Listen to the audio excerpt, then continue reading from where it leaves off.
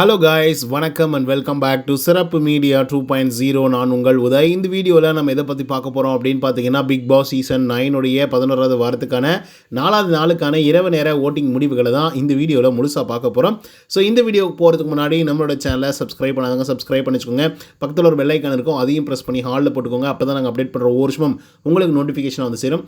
அதுதாண்டி இந்த வீடியோவுக்கு குறைஞ்சபட்சம் ஒரு 1000 லைக் நான் எதிர்பார்க்குறோம். ஸோ லைக்கை போடுங்க, வீடியோ பாருங்கள். வாங்க இந்த வீடியோக்குள்ள வந்து போகலாம். நம்பர் 1 பொசிஷனில் யார் இருக்காங்க அப்படின்னு பார்த்தீங்கன்னா, திவ்யா கணேஷ் அவர்கள் தான் வந்து இருந்துட்டு இருக்காங்க. ஸோ அவங்க வாங்கிய ஓட்டுகளோட எண்ணிக்கை அப்படின்னு சொல்லி பார்க்கும்பொழுது 1,27,792 ஓட்டுகளாகும். அண்ட் பர்சன்டேஜ் ஆஃப் ஓட்டிங்ஸ் அப்படின்னு சொல்லி பார்க்கும்பொழுது 20.99% இருந்துட்டு இருக்காங்க நம்மளுடைய திவ்யா கணேஷ் அவர்கள். ஸோ அட்டகாசமான வாக்குகள் வந்து வாங்கி குவிச்சிட்டு இருக்காங்க அப்படின்னு வந்து சொல்லலாம்.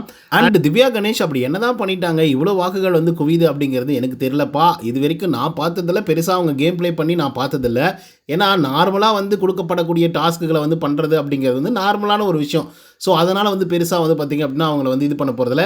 அப்படி பார்த்தா சுபிக்ஷாவெல்லாம் நம்பர் 1 தான் வந்து இருக்கணும். ஆனால் அவங்கெல்லாம் வந்து பார்த்திங்கன்னா கடைசி பொசிஷனில் வந்து இருக்காங்க. அந்த மாதிரி ஒரு நிலைமையில் வந்து இருக்காங்க. ஸோ அது ஏன் எதுக்காக அப்படிங்கிறது எனக்கு புரியல. உங்களுக்கு ஏதாவது புரிஞ்சாவோ இல்லை தெரிஞ்சாவோ அதை கமெண்ட்ஸில் வந்து பதிவு பண்ணுங்கள். அதுக்கடுத்து செகண்ட் பொசிஷனில் யார் இருக்காங்க அப்படின்னு பார்த்தீங்கன்னா, கமருதீன் அவர்கள் வந்து இருக்காங்க. அவங்க வாங்கிய ஓட்டுகளோட எண்ணிக்கை அப்படின்னு சொல்லி பார்க்கும்பொழுது 75,567 ஓட்டுகள் ஆகும். அண்ட் பர்சன்டேஜ் ஆஃப் ஓட்டிங்ஸ் அப்படின்னு சொல்லி பார்க்கும்பொழுது 12.48% இருந்துட்டு இருக்காங்க கமருதீன் அவர்கள். ஸோ கமருதீனை பற்றி நம்ம சொல்லணும் அப்படின்னு பார்த்தீங்கன்னா, சும்மா ப்ளே பை மாதிரி வந்து அரோரா, இந்த பக்கம் பார்வதி அப்படின்னு வந்து சுற்றிட்டு இருந்தாப்புல. இடையில் வந்து பார்த்திங்கன்னா வியானா அவர்களுக்கும் வந்து ரூட்டை வந்து போட்டிருக்காப்புல. பட் இப்போ பார்வதி தான் எல்லாமே அப்படின்ற மாதிரி வந்து ஆயிடுச்சு. ஏன்னா வீட்டுக்குள்ளே இவங்க பண்ணக்கூடிய வேலைகள் அந்த மாதிரி. ஸோ அதனால் அதை காம்போசிட் பண்ணுற மாதிரி வந்து பார்த்திங்கன்னா சில வேலைகளையும் சில பேச்சுகளையும் வந்து பேசிகிட்டு இருக்காங்க. அதுக்கடுத்த 3வது பொசிஷனில் அரோரா அவர்கள் வந்திருக்காங்க. அவங்க வாங்கிய ஓட்டுகளோட எண்ணிக்கை 65,339 ஓட்டுகளாகும். அண்ட் பர்சன்டேஜ் ஆஃப் ஓட்டிங்ஸ் 10.79% இருந்துட்டு இருக்காங்க அரோரா சிங்க்லர் அவர்கள். என்ன தெரியுமா ஆச்சரியம், என்ன தெரியுமா பியூட்டி இதில், பார்வதி அவர்களை கீழே இறக்கி தலைமையில உதைத்து அரோரா அவர்கள் மேலே போயிருக்காங்க. ஸோ இதை பற்றி கொஞ்சம் லேட்டராக வந்து டிஸ்கஸ் பண்ணலாம். ஏன்னா அரோராவை போட்டு பொழக்க வேண்டியது கொஞ்சம் இருக்குது. அதுக்கடுத்த 4th பொசிஷனில் பார்வதி அவர்கள் வந்திருக்காங்க. அவங்க வாங்கிய ஓட்டுகளோட எண்ணிக்கை 64,705 ஓட்டுகளாகும். அண்ட் பர்சன்டேஜ் ஆஃப் ஓட்டிங்ஸ் அப்படின்னு சொல்லி பார்க்கும்பொழுது 10.68% இருந்துட்டு இருக்காங்க விஜே பார்வதி அவர்கள். ஸோ இவங்களை பற்றி நம்ம சொல்கிறதுக்கு ஒன்றுமே இல்லை மக்களே. ஆரம்ப காலகட்டத்தில் இவங்க இருந்தால் தான் ஓட்டிங்ஸு, இவங்க இருந்தால் தான் பயங்கரமான விளையாட்டு அப்படிங்கிற மாதிரிலாம் வந்து இருந்தது. பட் இருந்தாலும் இப்போது பேர் நாரி போச்சு அப்படின்னு தான் வந்து சொல்லணும். அதுக்கான ரீசனையும் கொஞ்சம் லேட்டராக வந்து டிஸ்கஸ் பண்ணலாம். அதுக்கடுத்து 5வது பொசிஷனில் சபரிநாதன் வந்திருக்காரு. அவர் வாங்கிய ஓட்டுகள் எண்ணிக்கை 55,612 ஓட்டுகளாகும். அண்ட் பர்சன்டேஜ் ஆஃப் ஓட்டிங்ஸ் அப்படின்னு சொல்லி பார்க்கும்பொழுது 9.18% இருந்துட்டு இருக்காங்க சபரிநாதன் அவர்கள். ஸோ சபரி வந்து பார்த்திங்க அப்படின்னா ரியலாகவே சொல்கிற ஒரு டீசெண்டான பிளேயருங்க. அதில் எந்த விதமான மாற்று கருத்துமே கிடையாது. ஆனால் இந்த பார்வதியோட விஷயத்தில் ரொம்ப அடி வாங்கிட்டாப்புல மனுஷன். வேறு மாதிரி அடி வாங்கி ஒரு மாதிரி ஆகிட்டார். ஸோ அதனால் இப்போ இந்த மாதிரி விளையாட்டே விளையாடக்கூடாது அப்படிங்கிற மாதிரி ஒரு முடிவு கொண்டார். ஏன்னா அதுக்கு முன்னாடி வரைக்கும் கொஞ்சம் சாதுவாக இருந்தார். சரி இதுக்கப்புறம் நான் அடிச்சாடணும் அப்படின்னு சொல்லி அடிச்சாடினார். அந்த வாரமே பயங்கரமாக ரோஸ்ட் வாங்கினதுனால அதை அப்படியே விட்டார். 6வது பொசிஷனில் சாண்ட்ரா 48,599 ஓட்டுகள் வந்து வாங்கியிருக்காங்க.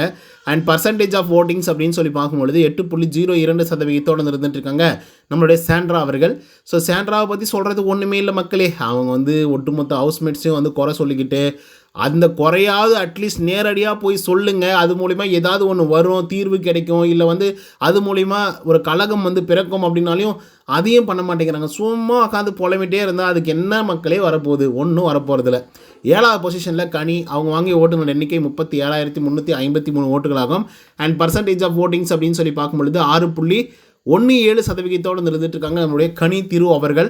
ஸோ கனியை பொறுத்தவரையிலையும் மேலே கீழே அப்படின்னு சொல்லி ஜிக்ஜாக்காக மேலே கீழே அப்படின்னு சொல்லி போயிட்டு தான் வந்துட்டு இருக்காங்க. மேபி இந்த வாரம் அவங்க எவிக்ட் ஆகிறதுக்கான வாய்ப்புகளும் வந்திருக்கு. ஏன்னா டேன்சர் ஜோனில் இருக்காங்க. 8வது பொசிஷனில் யார் இருக்காங்க அப்படின்னு பார்த்தீங்கன்னா, அமித் பார்கவ் அவர்கள் வந்திருக்காங்க. அவங்க வாங்கிய ஓட்டுகளோட எண்ணிக்கை அப்படின்னு சொல்லி பார்க்கும்பொழுது 37,148 ஓட்டுகளாகும். அண்ட் பர்சன்டேஜ் ஆஃப் ஓட்டிங்ஸ் அப்படின்னு சொல்லி பார்க்கும்பொழுது 6.13% இருந்துட்டு இருக்காங்க அமித் பார்கவ் அவர்கள். ஸோ இவரை பொறுத்தவரையிலையும் நான் எப்பவுமே வழக்கமாக சொல்கிற விதங்கள் தான். ஜென்டில்மேன், நல்ல மனுஷன், அதில் எந்த விதமான மாற்று கருத்துமே இல்லை. செம்மையான வாய்ஸு, நல்லா பாட்டு பாடுறாப்புல, என்ன வேணாலும் செய்யலாம் பிக் பாஸ்க்காக அப்படின்ற மாதிரி வந்து உயிரை கொடுத்து உழைக்கக்கூடிய ஒரு ஆள். பட் அவரெல்லாம் வந்து டான்சர் ஜோனில் வந்து இருக்காங்க. என்ன பண்ணுறது மக்களே, நீங்கள் எடுக்கிறது தான் முடிவு. 9வது பொசிஷனில் சுபிக்ஷா அவர்கள் வந்திருக்காங்க. அவங்க வாங்கிய ஓட்டுகளோட எண்ணிக்கை அப்படின்னு சொல்லி பார்க்கும்பொழுது 36,541 ஓட்டுகளாகும். அண்ட் பர்சன்டேஜ் ஆஃப் ஓட்டிங்ஸ் அப்படின்னு சொல்லி பார்க்கும்பொழுது 6.03% இருந்துட்டுருக்காங்க நம்மளுடைய சுபிக்ஷா அவர்கள். ஸோ கேம் மட்டும்தான் விளையாடணும், அந்த கேமை வச்சு தான் நாங்கள் ஓட்டு போடுவோம் அப்படின்னு நினச்சிருந்தீங்கன்னா சுபிக்ஷாவை அட்லீஸ்ட் குறைஞ்சபட்சம் யோசிச்சாவது பார்த்துருப்பீங்க. ஆனால் அவங்களெல்லாம் வந்து பார்த்திங்கன்னா டேஞ்சர் ஜோனில் தத்தளிக்க விட்டுட்டீங்க அப்படின்னு தான் வந்து சொல்கிறோம். ஆனால் அரோராவெல்லாம் மேலே போவாங்க அப்படின்னு சொல்லி நான்லாம் கனவுல கூட எதிர்பார்க்கல. ஆனால் அதெல்லாம் நடந்துகிட்ருக்கு. 10வது பொசிஷனில் யார் இருக்காங்க அப்படின்னு பார்த்தீங்கன்னா நம்முடைய எப்ஜே அவர்கள் இருந்திருக்காங்க. அவங்க வாங்கிய ஓட்டுங்களுடைய எண்ணிக்கை அப்படின்னு சொல்லி பார்க்கும்பொழுது 36,100 ஓட்டுகள் ஆகும். அண்ட் பர்சன்டேஜ் ஆஃப் ஓட்டிங்ஸ் அப்படின்னு சொல்லி பார்க்கும்பொழுது 5.96% இருந்துட்டுருக்காரு எப்ஜே அவர்கள். ஸோ எப்ஜே அவர்கள் இந்த வாரத்தில் பேக் பண்ணி வெளியே அனுப்பிச்சாங்க அப்படின்னா நிஜமாகவே சொல்கிறேன் நல்லாயிருக்கும். ஏன் அப்படின்னா இந்த மனுஷன் வந்து வரும்போதே வந்து 60 நாள் இருந்தால் போதும் அப்படின்னு சொல்லிட்டு தான் வந்தாப்புல. அவரை வந்து உள்ளரே வச்சு ஓகேவா சேஃபர் பண்ணி அவர் என்ன தப்பு பண்ணாலையும் அதெல்லாம் வந்து மறைச்சி பிக் பாஸ் டீம் ஏன் தான் இப்படி பண்ணுதுன்னு நமக்கு வந்து தெரியல. அட்லீஸ்ட் இந்த வாரமாக எவிக்ட் ஆகிறா அப்படின்றத பொறுத்திருந்து பார்ப்போம்.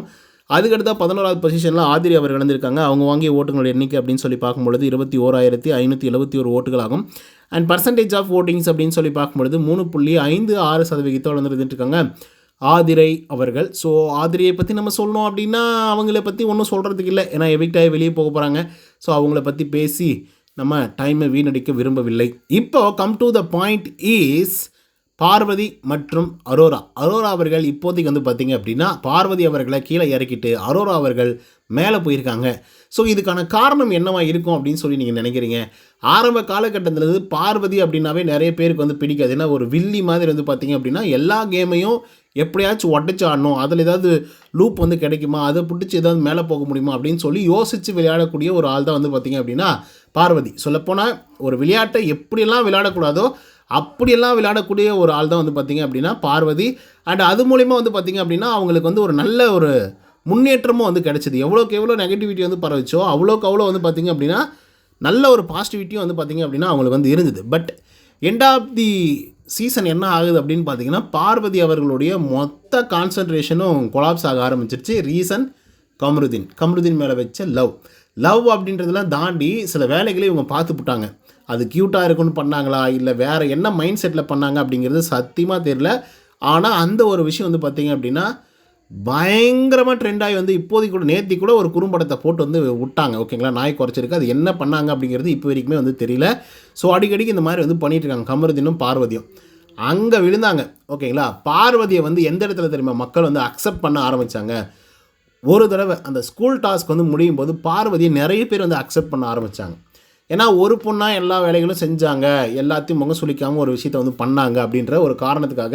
அண்ட் விஜய் சேதுபதி முழுக்க அன்றைக்கி எபிசோடில் பார்வதியை தான் பயங்கரமாக புகழ்ந்துட்டு இருந்தார். அந்த ஒரு எபிசோட் மட்டும் இல்லை, அதுக்கு அடுத்தடுத்த வாரங்கள்லையும் அதுக்கு முன்னாடி வாரங்கள்லையும் வந்து பார்த்திங்க அப்படின்னா ரொம்ப அழகாக வந்து ப்ரெசென்ட் பண்ணாங்க. அண்டு கேமை நல்லாவே வந்து விளையாடிட்டு இருந்தாங்க. ஸோ அதனால் பார்வதி வந்து திருந்துட்டு வராங்க.